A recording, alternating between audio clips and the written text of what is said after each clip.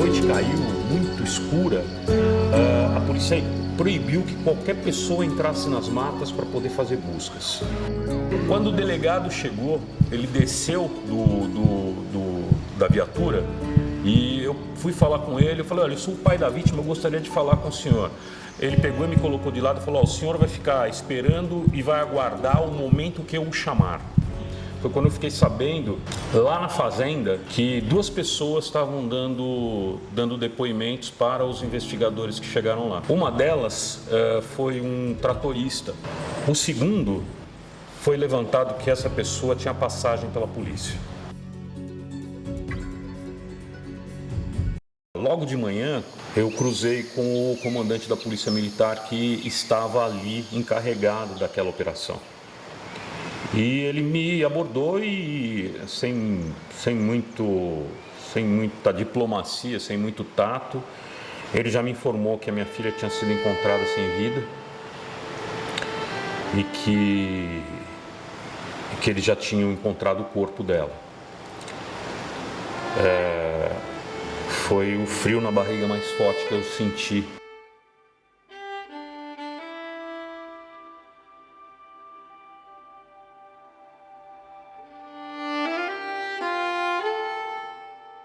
Ele pegou a estrada de terra em direção à estrada de asfalto e num determinado ponto da estrada de terra ele saiu com a viatura, desceu um morro, passou por um riacho, subiu um outro morro.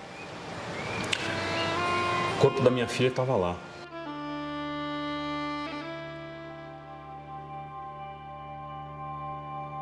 Eu não tive coragem de tocar minha filha. Minha filha era uma pessoa extremamente calorosa comigo.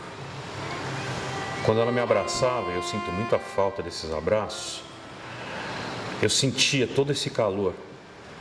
Ela colocava peso nos abraços. Eu não tive coragem de sentir o corpo da minha filha sem calor.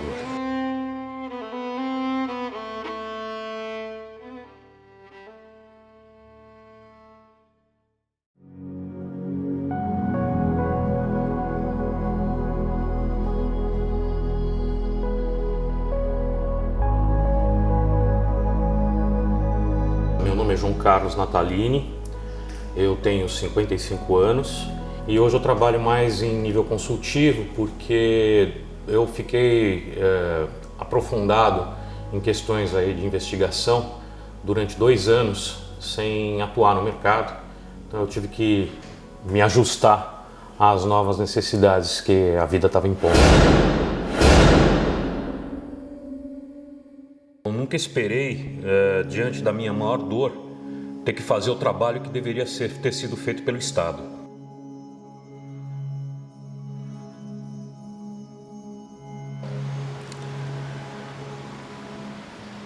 A polícia desconsiderou desde o início o fato de existir uma pessoa naquela fazenda que tinha passagem pela polícia por tentativa de estupro. O corpo do laudo e a conclusão dele não batiam. A escola, Waldorf, Rudolf Steiner, teve um comportamento bastante estranho. Eles não nos deram qualquer tipo de suporte. Eu acho que assim, a primeira coisa que se deveria fazer é dar suporte à família para que se chegasse à verdade. Não foi o que foi feito.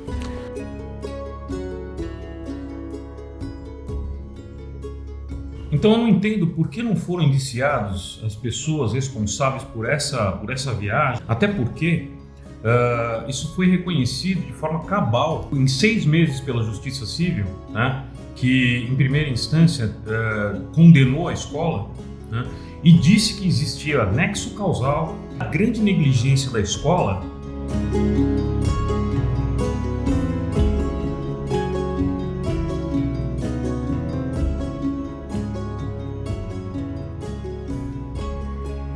Reviravolta no caso de um estudante de São Paulo que morreu no ano passado durante um passeio organizado pela escola. O pai estranhou. Tinha uma saúde exemplar, não tinha nenhum tipo de alergia, era uma criança que exalava a saúde. Com os exames refeitos, uma reviravolta no caso. Vitória morreu por asfixia mecânica, na modalidade de sufocação direta.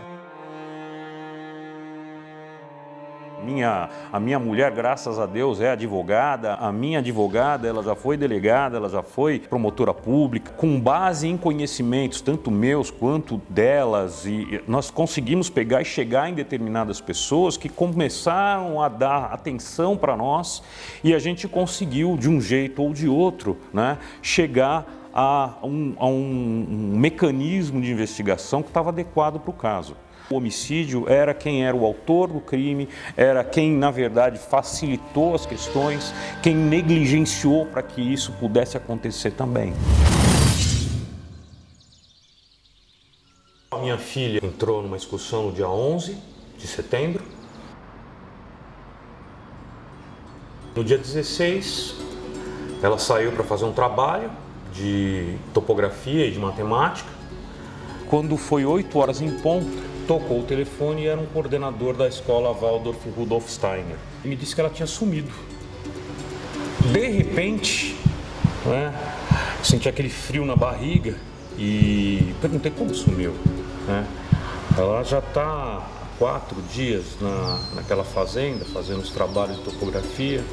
Como que você pega e me liga dizendo que ela sumiu?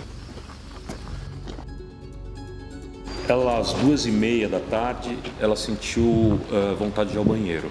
Ela desceu sozinha e os 2 colegas dela ficaram em cima do morro. Ela tinha que andar algo em torno de 500 a 800 metros até a casa da fazenda.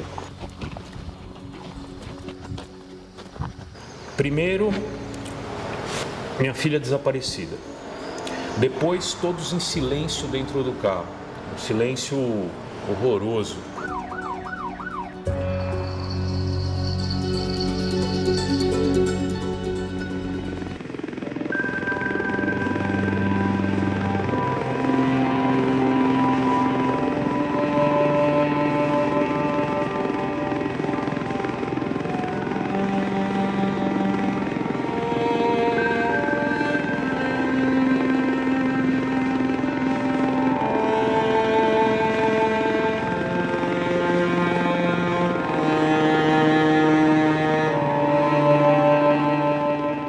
Arranhões que foram feitos durante o arraste do corpo, o próprio fato dela ter sido vítima do homicídio e ter ficado de barriga para cima durante várias horas no local fechado e depois de barriga para baixo, também durante várias horas.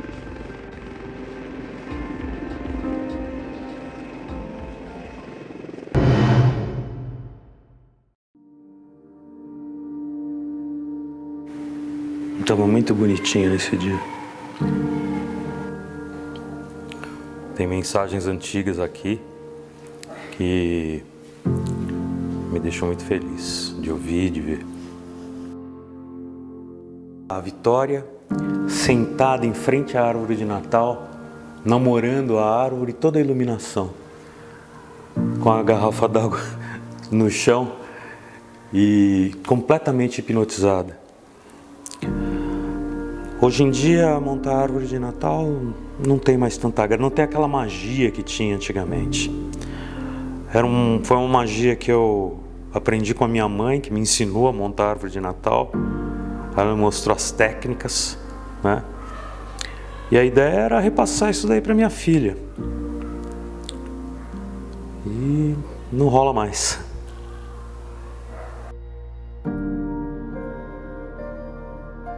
Eu busquei algumas memórias da Vitória. Eu encontrei aqui exatamente no dia 15 de julho, 2 meses antes do falecimento dela, ela tirando sarro de mim e do meu pai, do avô dela, né, chamando a gente de ridículo porque a gente ficou brincando de tirar sarro da minha filha caçula no telefone. Tá aqui os áudios, né? Vic Vapor, você que é ridícula, manda esse monte de bonequinho aqui feito boba. Eu vou aproveitar que todo mundo gravando, eu vou pegar e exercitar os meus dotes artísticos. Gordura é gostosa do pai, gordura é gostosa do pai. Se eu te der um belisco e empurrar, você cai. Ai, ai, ai. Gordura gostosa do pai. Tal pai, tal filho, todo mundo é ridículo. Vocês dois são ridículos e eu tô rachando de rir. Desculpa, é engraçado. O que eu posso fazer? É a gordura gostosa do pai.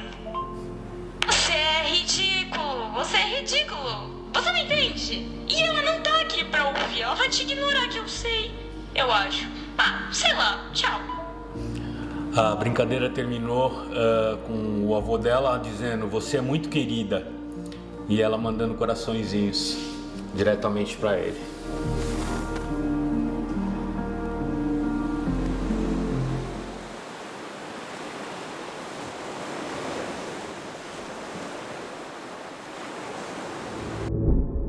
Quando a Vitória tinha 2 anos, ela me deu meu primeiro presente de Dia dos Pais.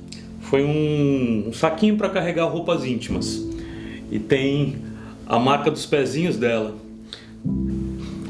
Deve ter sido divertido pra caramba as crianças fazerem esse saquinho, né? Fica todo mundo com o pé sujo de tinta. Ela tinha um quarto que ela amava aqui, né?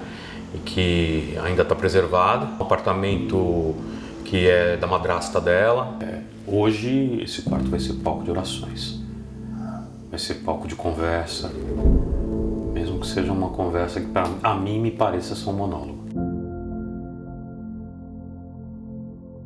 Essas flores são azaleias. Eu sou espiritualista. A minha família ela teve muita base, né, religiosa e espiritual.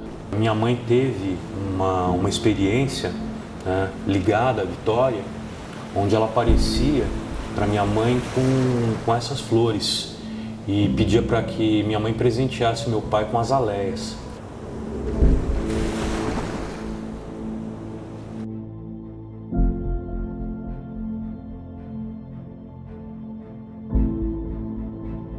A revolta que a gente sente intimamente, até por ter encontrado outros casais, outras famílias que não conseguiram fazer nada para buscar justiça, tendo vivido situações muito parecidas, isso não dá para contornar.